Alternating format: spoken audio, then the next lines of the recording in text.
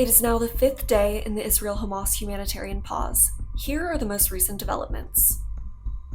At least 15,000 Palestinians have been killed in Israeli airstrikes and ground offensives since the beginning of the Israel-Hamas war. The war began October 7th when a Hamas attack killed more than 1,200 Israelis. A total of 69 hostages and 150 Palestinian prisoners have been released so far under the initial 4-day humanitarian pause. Of the hostages released, 51 were Israelis and 18 were foreigners. According to Qatar's UN ambassador, under the new humanitarian pause extension, both sides seem willing to continue releases. US officials said a multi-nation financial task force is working to crack down on funding for Hamas and other militant groups.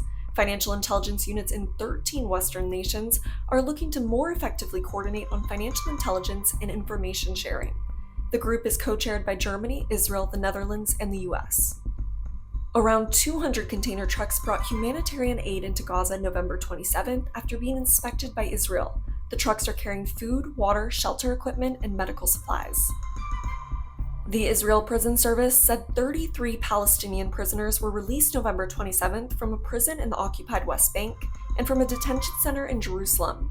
The Palestinian Health Ministry says Israeli forces clashed with some of the Palestinians who had gathered outside the prison in anticipation of the release.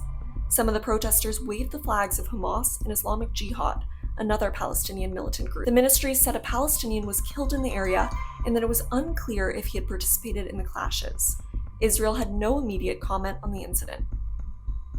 The U.S. State Department said U.S. Secretary of State Antony Blinken will return to the Middle East as the U.S. hopes to find a way to extend a ceasefire in Gaza and get more hostages released.